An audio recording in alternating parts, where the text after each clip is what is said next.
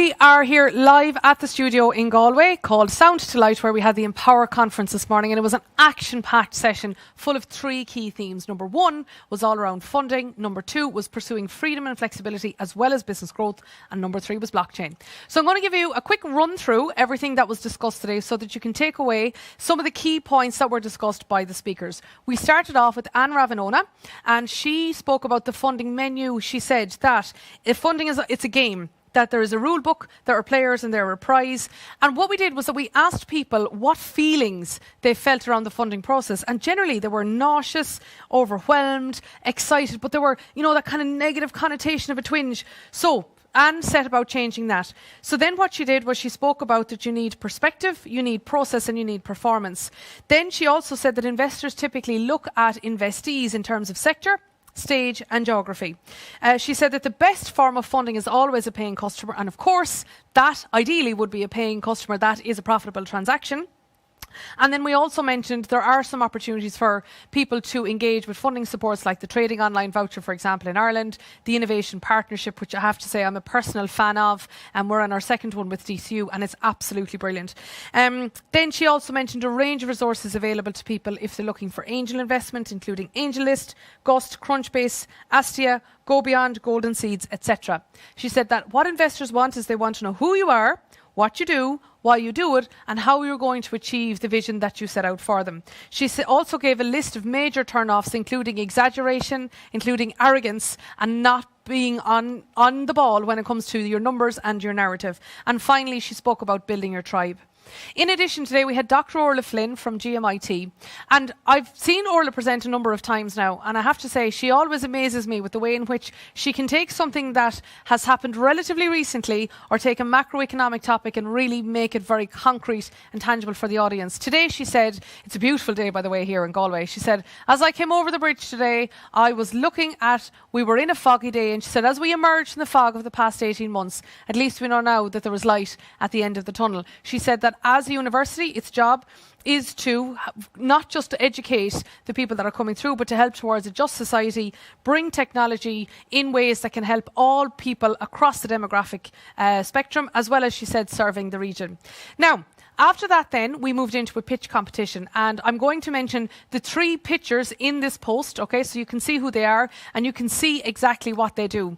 What we had, first of all, we had Carla from Banterkind, and in fairness to her, the way in which she put forward the idea of, what if I am somebody that wants to exchange services or products instead of money? And the way in which she told her story, she really held the pitch right to the centre of what she was speaking about, which is so important when you are pitching to do that. Then we also had Colette, and then we also had Mary McHugh as well. Both of those people are mentioned in this post, and you'll see exactly what they did and the problems that they solved. And we used Mentimeter to determine the winner of that pitch competition, and then that was, of course, shared by all of our audience as well. Then we had a coffee break and we moved straight into talking to Brenda Romero. Now, really interesting woman, shortest Twitter handle that I've ever seen. It was @BR. That's all you need to do to find her. And she was talking about failure and risk.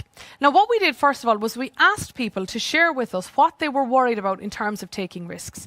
And a lot of the answers were around team. Picking the right team, having the right team, what you need to give in order to get from your team, aligning yourself around, all those sorts of things. They also spoke about failure. They spoke about going beyond your comfort zone, etc. And then the third thing that they were worried about is actually the clarity of the problem or the risk that they were taking at all.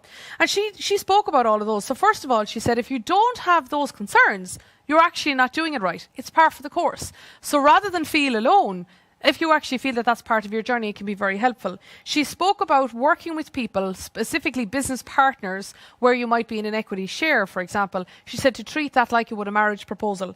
She's also married to her business partner, so I think she's extra context on that. She said failure is part of the journey, and to quote her, it is a literal step to success. And she shared some insights with us around how failure has, for her, done two things. Number one, led her into different directions that were helpful, but number two, stripped away her fear. which I thought was interesting. Is she said, when you fail and you know what it's like to actually fail, you stop being afraid of it because then you know what's coming. And therefore, she said, from there, she's just really not afraid of it. She spoke as well of her mantra, which is, I'll get what I want, I'll get what I want, I'll get what I want. And the thing is that she also has patience and discipline and action orientation and the mindset to go after what she wants. And she spoke about having conflicting wants and desires and how she has to reprioritize those so that she doesn't get all of those at the expense of something else. Do you know what she also spoke about as well, which I haven't heard anyone mention before, is she said we never put failure into our bios. We don't, do we? We usually put our milestones into our biographies. She said if we put our failures into our biographies, how that would change the narrative around failure and people's perception of it. Then we had Mairead Mackle, fantastic woman as well. And she very candidly spoke about what it has been like to get her on her journey, where she started off wanting to employ one person, and now her business and wider organisation, as she's a charity and a foundation, employs 1,200 people, is in business for 26 years, provides 1 million hours of care and 3,500 bed nights per night, beds per night for people suffering from addiction and homelessness, etc.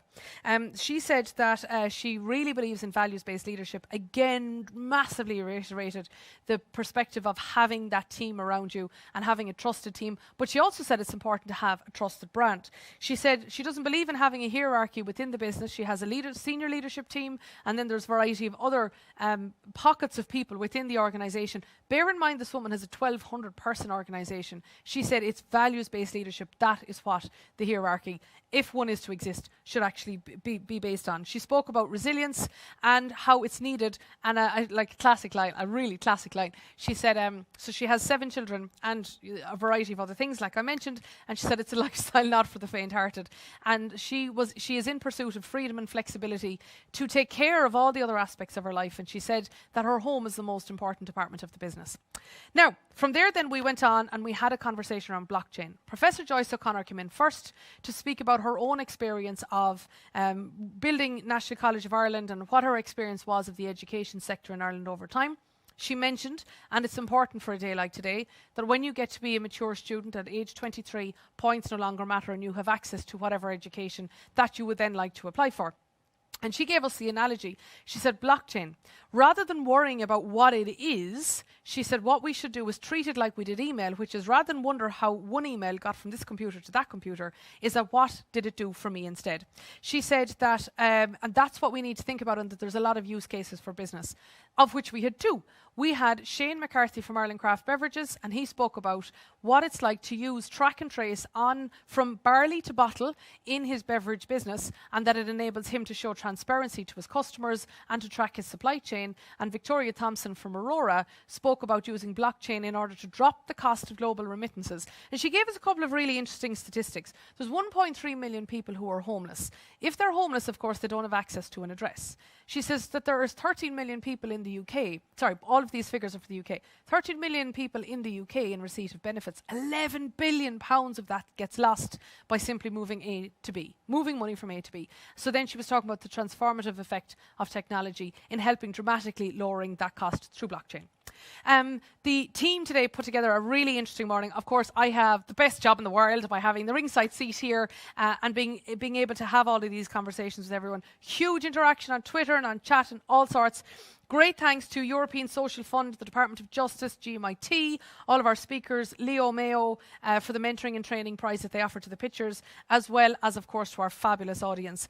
And one last thing I want to say is thanks a million to everybody as well who helped us share the message that this was possible, including Global Investor, Network Ireland, Swibben, Donegal Women in Business. We also wanted to make the point that the Competitive Start team is now offering a new opportunity for people to participate in their programme, particularly with West Bic. Thanks also to Waken Hub in Ireland together for sharing the message around. And finally, as I say, thank you indeed for watching this summary. It's been an action-packed morning and I hope you've got some actions to take away. Thank you all and goodbye. Whew.